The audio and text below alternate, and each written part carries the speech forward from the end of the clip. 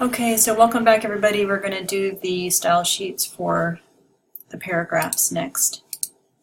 So I have a simple setup here with hard returns with specialized paragraph spacing.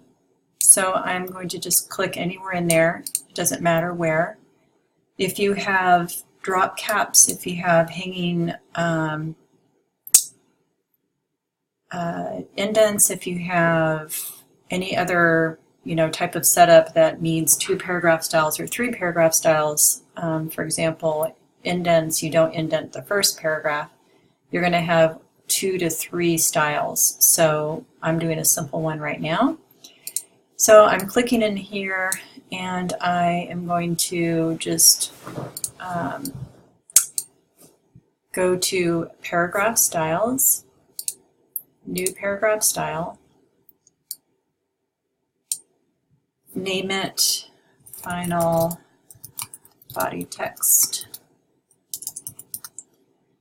and make sure it's applied. You can preview, of course. Here's some things to check for paragraph styles. You want to make sure that you have at least 3 points of leading, if not 4. Don't go too wide. Kerning set it at optical is usually best, and the tracking, make sure it's not set at 0, but don't go crazy too wide with this. Usually 10 or 20 is enough. And you can turn on ligatures, that's fine. Indents and spacing, so if you have other things going on, it's going to read it here. The space after, notice mine has the space after already in. If you have regular paragraph returns here and you have no space after, then that's a problem. So we'll address that in class. That would be a mistake in the book. So you want to change that. And hyphenation. You do want hyphenation on, so I have that clicked on. And open type features, this is something that you do want to turn on. So my font does support it. If it has brackets around it or if it doesn't do anything, then that means that your font may not support it, and that's okay. So right here you're going to see some areas of some dates. So the 1975 over here, I'll show you in a bit. That's a old style number there. So you want to turn that on, and then I'm going to hit OK. So notice nothing changed because I didn't change anything in there, and the style has been applied. It is blue. Okay. So if I click on any of these paragraphs, I would click on final body text, and the style has now been applied. So it's up to you if you want to create a style sheet for your quotes. You could do that. If I select this, we could create a new style for the quotes. New paragraph style, quote, final quote.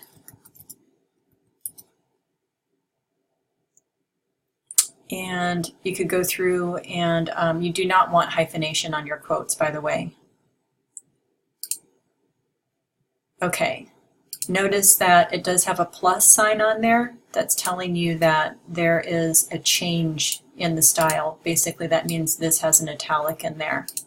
So for this situation, I wouldn't worry about the plus on this. It's just telling you there's a change outside of the paragraph styles. So any change that happens that you do out here, okay, will add a plus to it.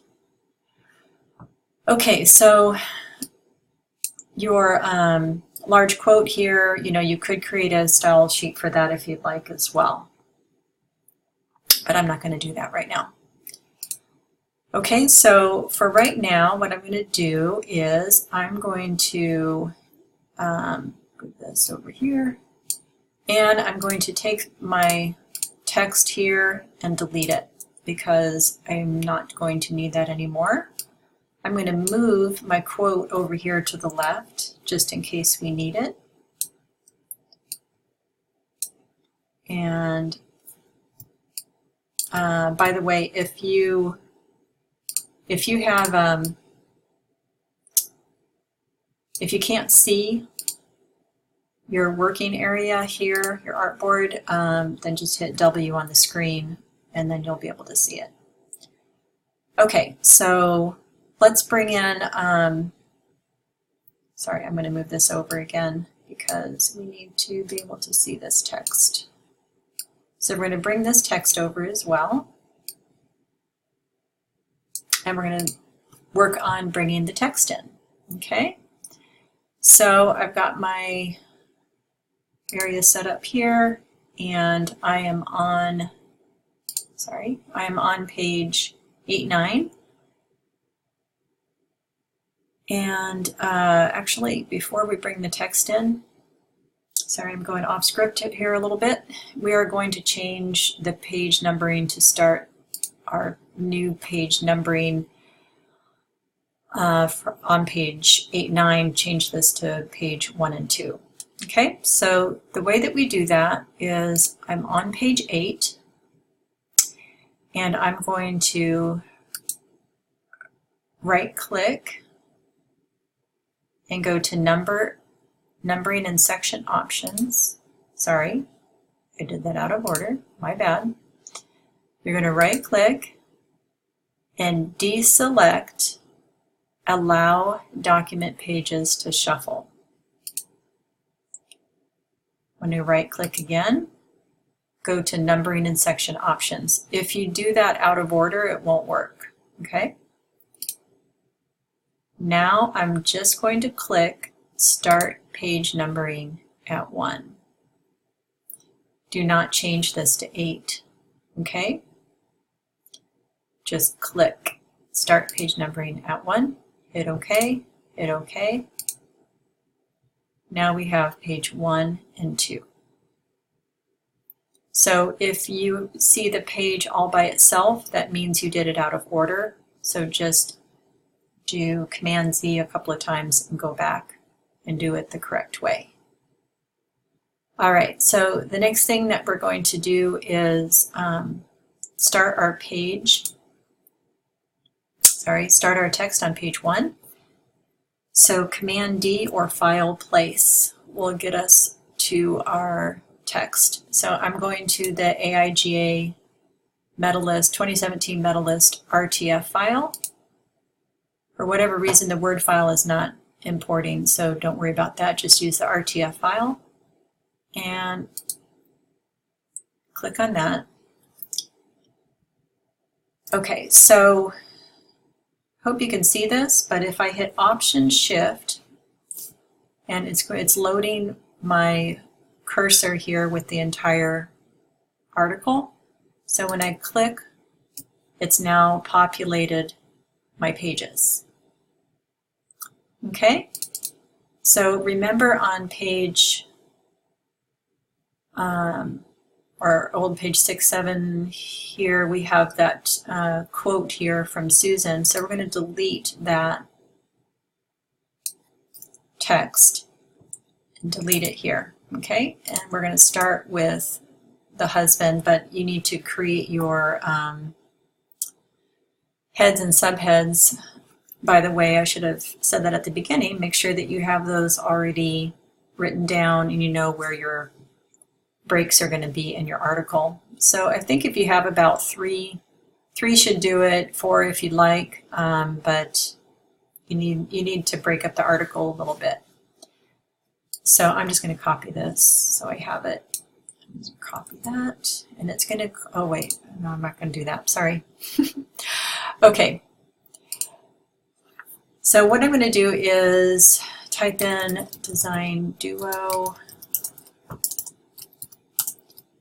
and I'm going to, I guess I should finish that, S plus K.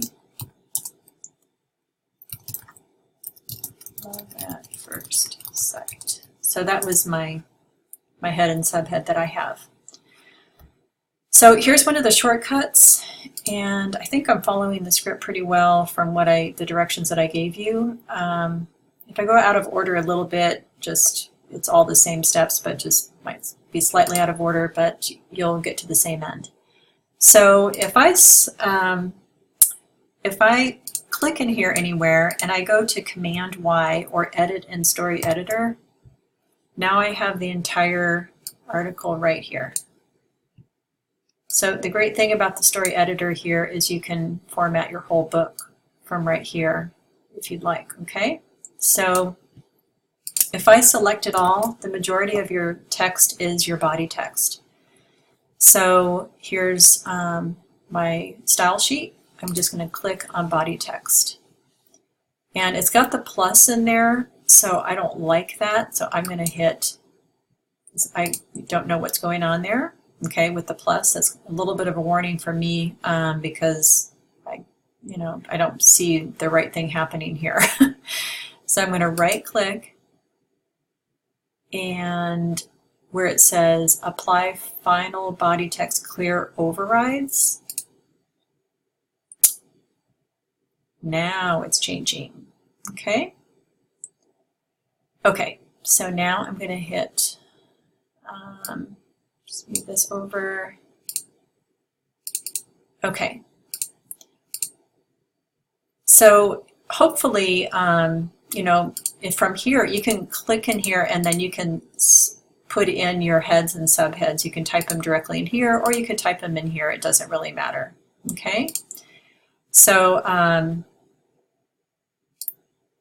my little guy disappeared. My story editor disappeared for some reason. So I'm just going to go ahead and you can apply your styles here or in story editor, either way. It's fine.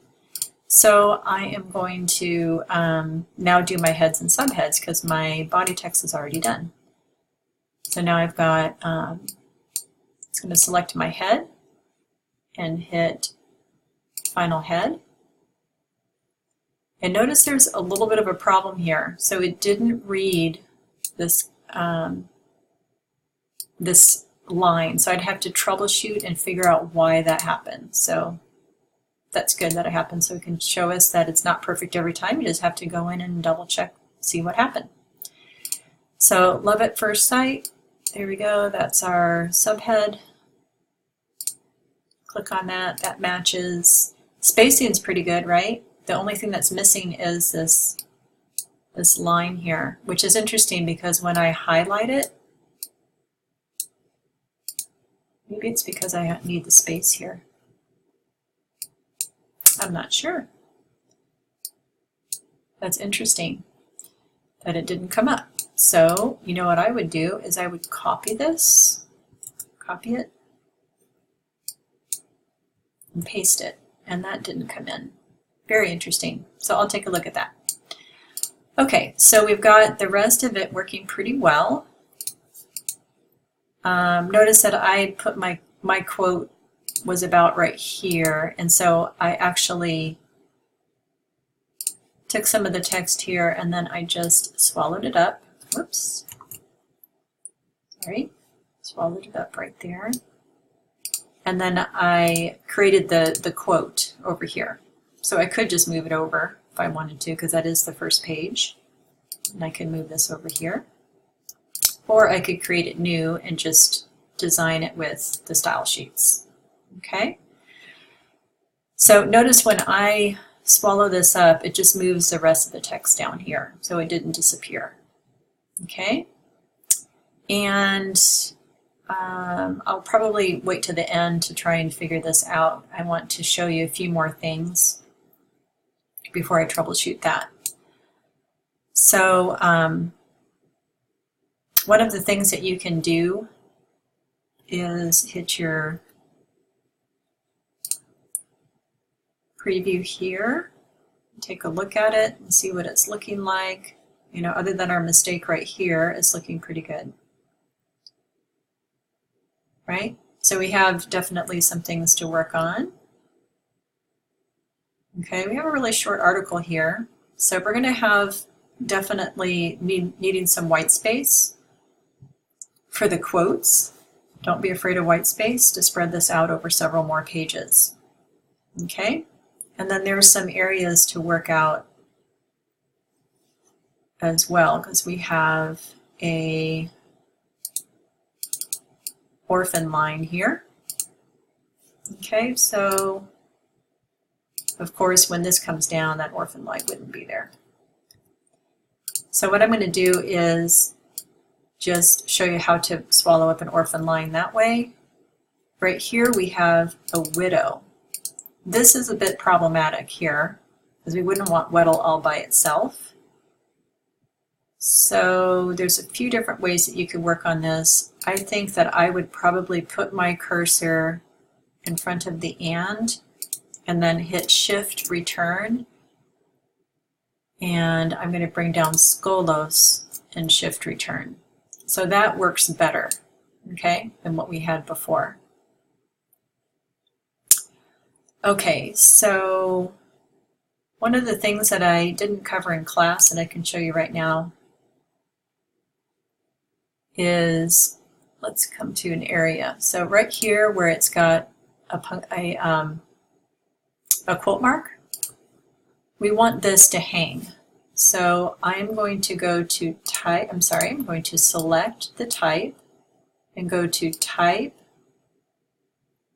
Story, and there's this tiny little dialog box that pops up. And I'm going to click it, Optical Margin Alignment. That's also called hanging punctuation. And so what it's done is it's pushed the little quotation mark out, and now it's a nice clean line here. So you want to fix the widows. Shift returns are a good way to do that. And any orphan lines, any bad rags. There's an orphan line right there. But obviously you would put in your quotes first before you worry about the other items. Okay? So again, don't be afraid of negative space and white space to spread this out a little bit. We need some breathing room for this and kind of use up our pages. Okay, so yeah, our little guy here, I'll probably have to figure this out and come back online and fix that for you guys. Okay, so this is getting close. I'd probably eat that up and move it down. So when I hit Shift W, you see how that works nicely. It's got some nice breathing room. Okay? And I'm going to show you the difference between lining numbers and old style numbers. So let's see if I can zoom in here. Some good numbers for you. Here we go. So here you can see these numbers are going below the baseline, the 9, 7, and 3. Okay. So the 6 on this one hits the cap line. So these are called old style numbers, and they're designed to go with lowercase numbers and body text. And so they basically just look nicer. So that's something to be aware of. And again, the way that you access old style numbers.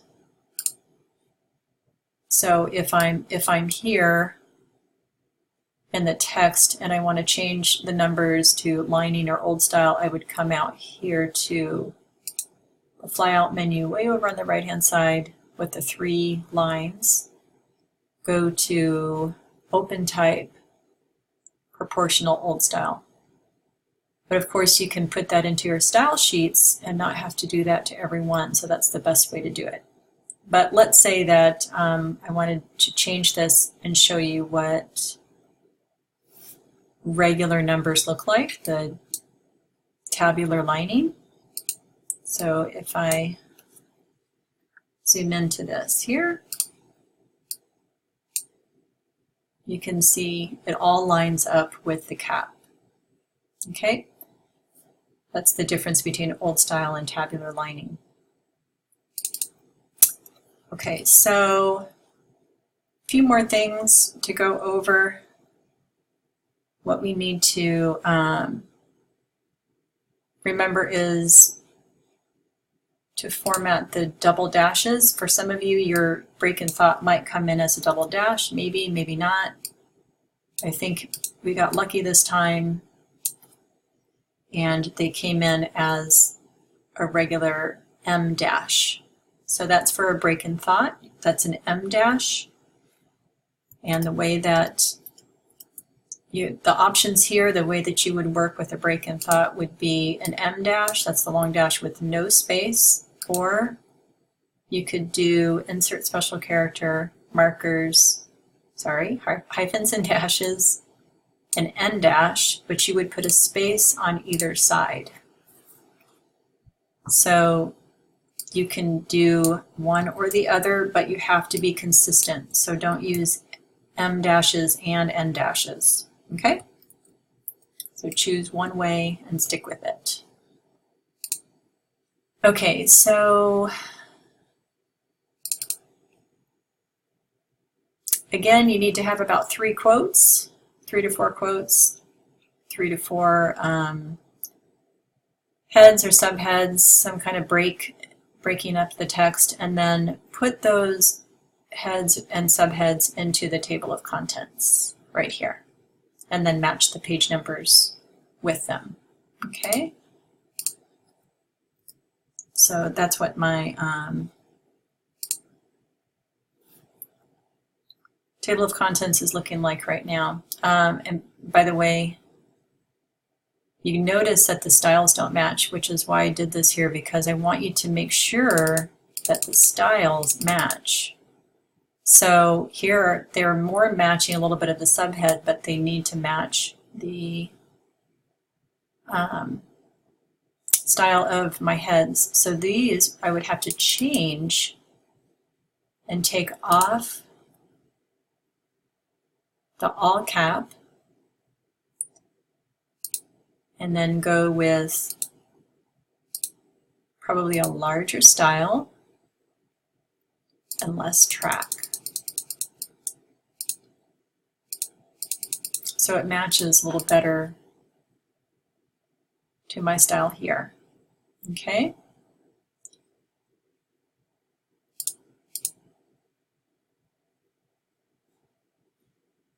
And then some shortcuts here. If I select my eyedropper tool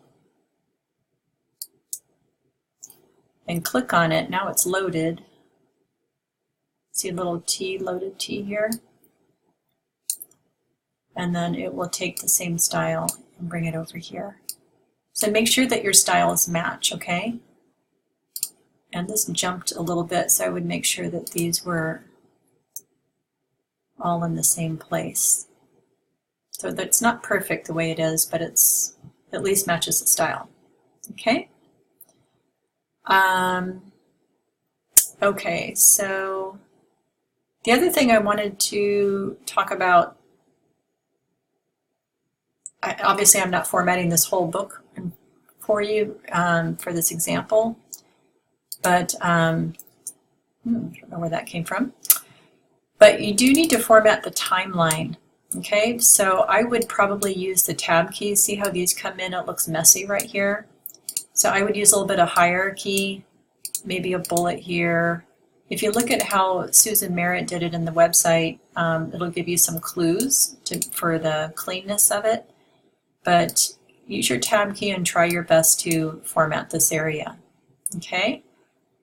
Maybe you can set aside timeline in some way. You could even, design this on 2 spreads or however you want. Oh, it's quite long actually. Yes, you will need at least a spread or 2 for that. So this information right here, we can delete this, and then I wanted to show you what to do with the back side of the book, okay? And we'll talk some more in class about finishing the book, but so if I'm scrolling up here to